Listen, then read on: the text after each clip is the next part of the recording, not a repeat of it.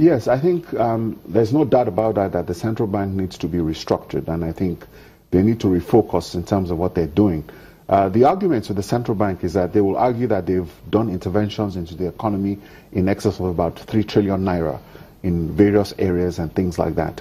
But the basics in terms of monetary policy, interest rate management, inflation and exchange rates, and I don't know if we can pull up one of the graphs which talks about the relationship between inflation and GDP growth. If you take a look at that, and I think really that is really where the Achilles heel is. If we take a look at the relationship over the last 10 years between inflation and GDP growth, the fact that inflation is still at 18% and our GDP growth is at -2 is a major shock to the economy. If we do not get inflation under control, it's going to be very difficult to achieve the levels of growth that we want to achieve this year. And I think that is why everybody puts that blame or that burden squarely at the doorstep of the central bank, because the central bank is responsible for controlling inflation. And without managing inflation, you cannot manage growth. And I think that is really the key thing that we need to focus on this year. And that is in terms of monetary policy. Do they have to start looking at inflation targeting, for instance? Because if we take a look at how you manage the inflation and you target inflation, then the expectation for inflation can be managed in a more positive and a more dynamic way to be able to restore confidence. Because the key challenge we have is that there's no confidence in the financial markets, in the money markets, and all the other markets. Those are the sort of issues that we're dealing with. And I think those sort of graphs, I think, show the relationship between inflation and interest rates. If you have negative rates, you have challenges that you're dealing with at the moment. So this is really another challenge because real rates are currently negative, and you want to find a situation whereby the rate of interest and rate of inflation, I think that symmetry needs to be properly managed also. But then we still have projections of inflation numbers actually continue to go upward, even at 18.3%. But then there are a number of forecasts, heading to a consensus of GDP growth of between 1.2% and 2.5% in 2017. Do you agree with this forecast? Well, you see, what is happening with this whole forecast right now is that this recession, I think, is a man-made recession. And if you take a look at the pattern across sub-Saharan Africa, there are very few economies that are actually in a recession. Growth might be slow or not as spectacular as it was before, but very few economies are in recession. So it is the lack of the policy framework that we have in this country that caused the country to go into a recession. And once again, the solution to all these problems are within the realm of government policy, i.e. the central bank harmonizing policy on the fiscal side. So if the government can get its policies right, there's no reason why we cannot achieve this growth effectively. And these are the sort of challenges that we're facing this year.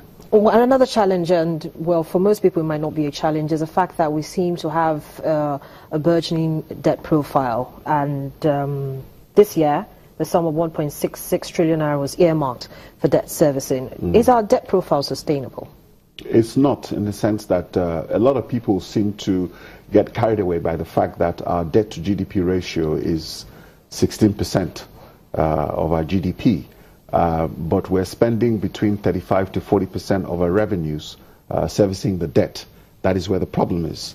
If you compare that with the United States government, the United States has a debt to GDP ratio of over about 80%, but they're only spending 7.5% of their revenues to service their debt.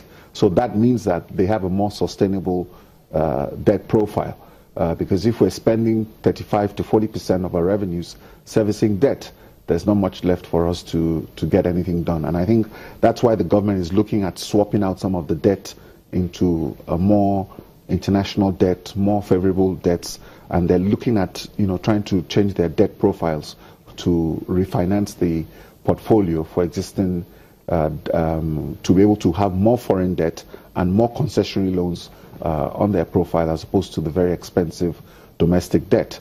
And if you can see what rates the government is paying for treasury bills, which is over 20%, you can see that high interest rates not only does not help the economy in the sense that manufacturers or people cannot borrow at 30%, and even government borrowing at 20% is also unsustainable. But then you still have the monster of inflation that you need to tame. So we all understand that low interest rates, it's important not only for growth, but also for debt sustainability. So, for us to wrap up this conversation, Mr. Adebajo, what kind of regulatory regime would you like to see, for instance, in the financial system this year? Because whatever happens in the financial system affects the broader economy.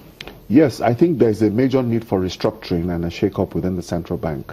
There's no doubt about that. I think the Apex Bank has not inspired confidence in the financial markets.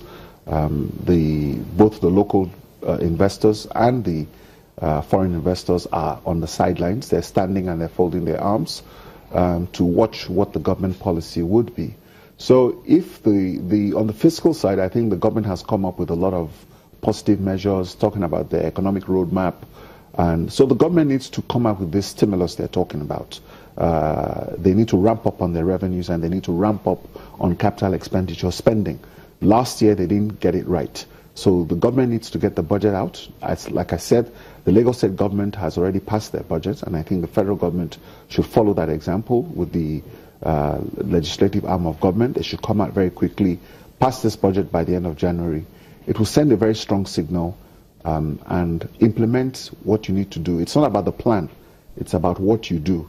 So the growth of this economy this year is squarely in the hands of the government. If the government does the right things and they put the right policies in place, then we should see growth this year.